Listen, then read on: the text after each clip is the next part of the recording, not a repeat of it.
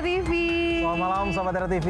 Aduh, kita ketemu lagi nih ya. Seru-seruan tentunya bahas macem-macem informasi yang sudah kita rangkum nih, Topan. Ya, kalaupun nggak semangat kayak sekarang, ya udah tetap harus kita memberikan informasi kepada Sahabat Era TV yang sudah menunggu. Dong, ya, harus memberikan energi positif. Betul. Karena ada banyak banget informasi yang kita siapkan. Ada apa aja, Topan? Betul. Ada informasi mulai dari makanan, kemudian juga kita akan bicara tentang informasi update-update terkini dengan tentang peristiwa-peristiwa yang baru saja terjadi. Betul banget. Ini ada yang pertama nih, Topan, yang juga aku pengen share kamu. Kalau tadi kan kita kan ngasih tahu bahwa tempat-tempat favorit untuk berolahraga. 5 tempat favorit berolahraga di Jakarta. Nah, habis olahraga biasanya kita butuh tuh untuk merecovery energi kita. Betul. Habis tenaga biasanya dicas. Dicas. Bukan dicas bukan ya. dong ya. Dicas makanannya, lambungnya dengan cara nyemil. Nah, bicara tentang nyemil, malam begini biasanya kan lapar. Ya. Makan yang berkuah-kuah enak kali tas. Atau besok pas olahraga ya. Kayaknya aku sukanya bakso ya. Ada nggak tuh bakso ya? Tahu. Ada bakso yang unik nih. Apa tuh? Tuh lihat tuh. Baksonya warni-warna. Warna-warni. Yang sama aja warna-warna. Terus ada mie pedes loh. Pasti kan suka kan mie pedes kan? Suka banget, langsung aja kalau gitu. Boleh kita lihat.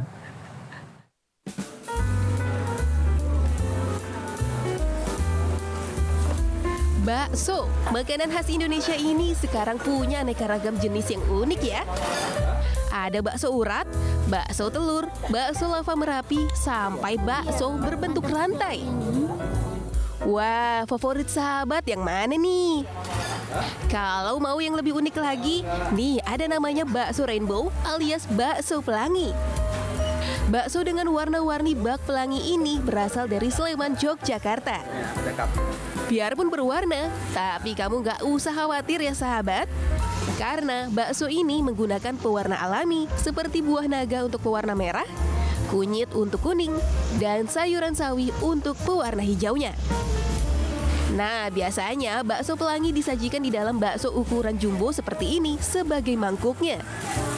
Baru setelah itu bagian atasnya ditutup dengan mie goreng pedas yang disusun bak rambut manusia.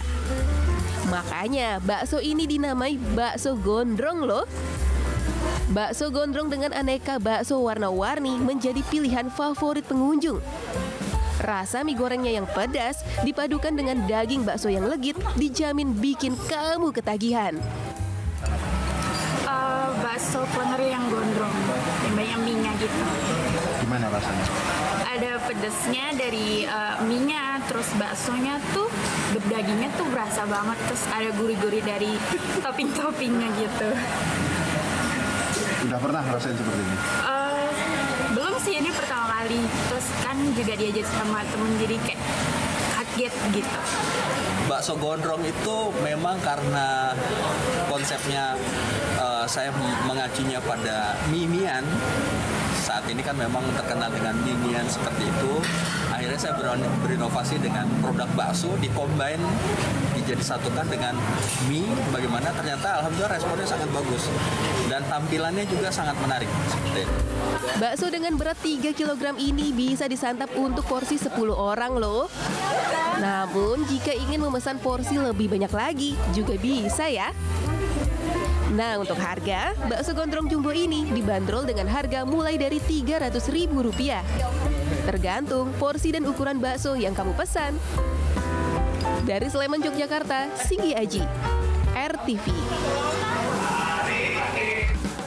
Tuh kan, sedep kan, pedes-pedes, keringetan habis olahraga, makan itu makin berkeringat. Makin berkeringat dan juga pedes banget rasanya ya. Tapi ini sama halnya nasib dari seorang anak di Batam yang juga terasa pedas nasibnya tuh. Iya, ini anak ini ya, ternyata ini bisa dibilang apa ya, dianiaya ya oleh ibunya sendiri. Dan halnya karena hal sepele. Ya katanya sih nggak hafal ayat Al-Quran ya. Mungkin memang itu penting juga, cuman ya nggak perlu sekejam itu. Jangan sampai disiksa dan juga dirantai masalahnya. Kita lihat informasinya ya. Yuk.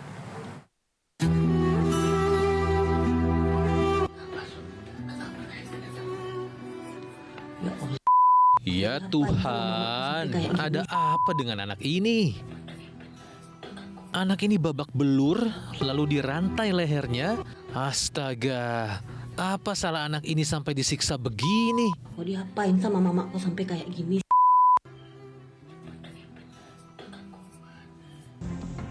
Video anak yang dirantai dan babak belur ini viral di media sosial.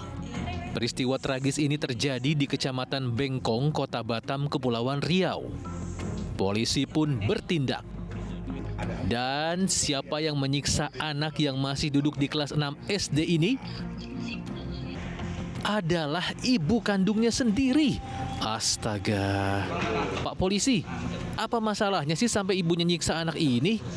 Keterangannya dia dikarenakan tidak menghafal ayat hafalan agamanya sampai dia diberikan hukuman yang seperti itu, dan juga dikarenakan dia ada menyembunyikan handphone mamanya. Cuma setelah kita tanya sama anaknya, dia ngambil handphone itu, dia sengaja buka YouTube untuk mencari hafalan itu, seperti itu. Kejam nian kau, Bu. Netizen yang ngelihat video itu pun geram karena tak pantas anak kecil mendapatkan hukuman sekejam itu cuma gara-gara anaknya nggak bisa baca Al-Quran. Kayak gini. Ya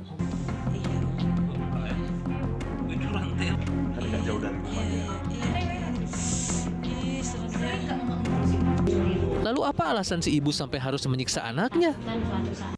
Sebenarnya kalau dari awal anak itu ngaku, saya tanya dia mencuri, dia ngambil barang itu sekali dua kali. Saya nggak mungkin ngelakuinnya, cuma karena dia nggak ngaku-ngaku.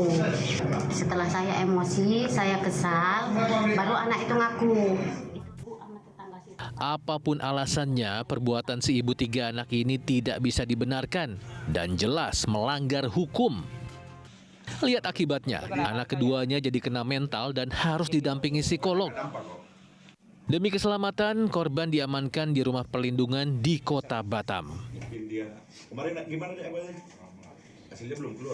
Dari Batam, Kepulauan Riau, Saugi Sahab, RTV. Duh, tega banget ya sama anak, namanya juga anak ya, lebih baik dibimbing kan. Betul. Daripada kita keras terhadap anaknya. Ngasih taunya juga jangan ya dihukum yang kejam kayak gitu ya, Pak. Betul. Aduh. Nah, kalau tadi ibu, ini ada bapak yang di Surabaya yang viral banget kemarin, yang marah-marah ke sekolah gara-gara anaknya ini diejek anak guguk oleh Gugup temannya. gitu ya. Tapi udah ditangkap kan ya si bapak itu Udah ya? ditangkep dan udah damai kan. Tapi ternyata pihak sekolah ini masih melaporkan kepada polisi. Duh, semoga ini kasih efek jerah ya buat si bapak ya. Jangan arogan gitu ya. Betul.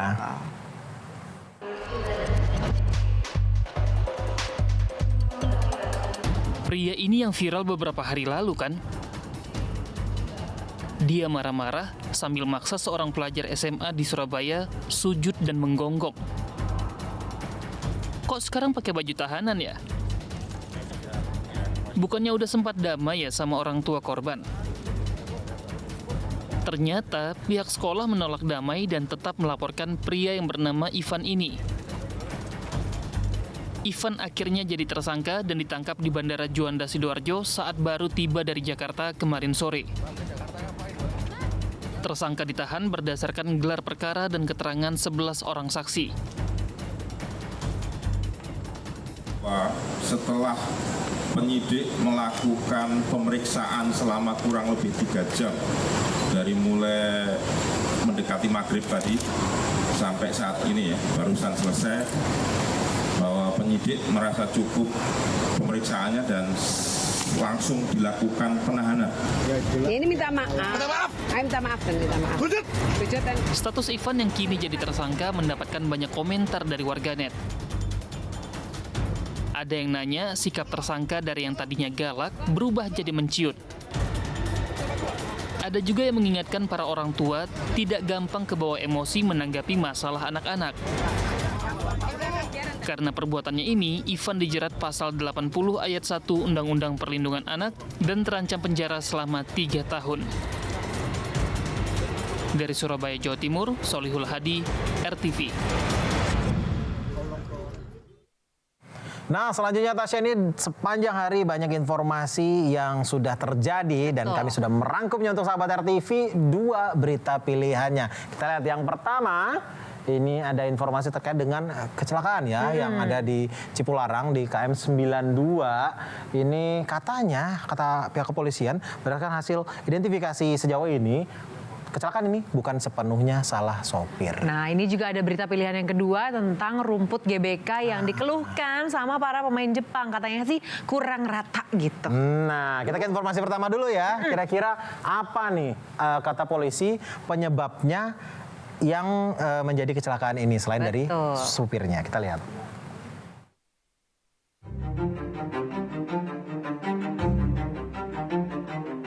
Sahabat, udah 4 hari berlalu nih pasca kecelakaan di tol Cipularang. Sopir truk pengangkut karton pun jadi sorotan publik. Karena dari berbagai video viral, kecelakaan ini diduga disebabkan truk yang hilang kendali. Namun status sopir truk sampai saat ini masih sebagai saksi. Sopir bernama Rolf ini masih menjalani pemeriksaan di Polres Purwakarta. Menurut Kasih Humas Polres Purwakarta, AKP Enjang Sukanda, kecelakaan ini tidak sepenuhnya kesalahan sopir. Ada faktor-faktor lain yang menjadi penyebab insiden ini, termasuk turunan panjang di kilometer 92 dan ditambah lagi jalan yang basah karena hujan.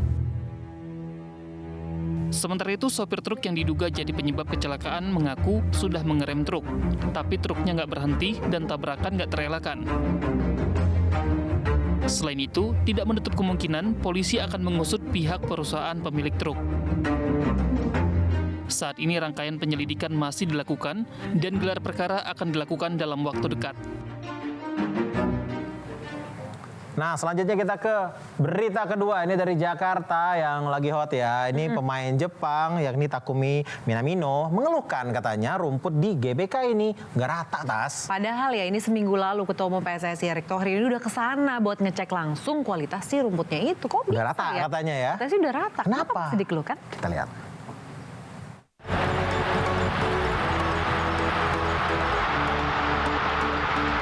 Aduh, rumput lagi dah. Dikira udah kelar masalahnya rumput stadion GBK, malah muncul lagi. Yang munculin adalah striker timnas Jepang, Takumi Minamino saat melakukan latihan resmi pada hari Kamis kemarin. Saat latihan resmi kemarin, striker AS Monaco itu bilang kalau rumput di GBK nggak rata, guys. Lah, kok bisa? Padahal seminggu lalu langsung diinspeksi Ketua Umum PSSI Erick Thohir loh. Bahkan Erick mengagumi kualitas rumput GBK yang katanya sudah jauh lebih baik dibandingkan sebelumnya. Alhamdulillah kondisi rumput saya rasa terbaik yang pernah saya rasakan. Tinggal menjaga konsistensinya tidak mudah. Ya, tapi saya yakin Pak Dirut pihak GBK sangat serius dan kami dari PSSI sangat mengapresiasi. Karena itu juga kami melakukan investasi dengan memasang 103 CCTV tambahan. Di sini ada face recognition dan macam-macam. Karena memang isu keselamatan akan menjadi prioritas. Ditambah lagi para influencer dan pandit bola nasional juga mengamini apa yang dialami Erick Thohir. Seperti yang dilakukan Valentino Jebret dan Coach Justin Laksana. Mereka kompak sepakat bahwa rumput GBK sudah lebih bagus, sahabat. Akan tetapi pengelola GBK sepertinya ngedengerin nih guys keluhannya Minamino. Pada Jumat pagi atau beberapa jam sebelum laga bergulir, penyempurnaan rumput langsung dilakukan. Ya, semoga saja kedepannya makin baik saja ya sahabat. Apalagi minggu depan kan dipakai lagi buat menjamu Arab Saudi. Kira-kira ada masalah rumput lagi gak ya? Gue yang dulu ya.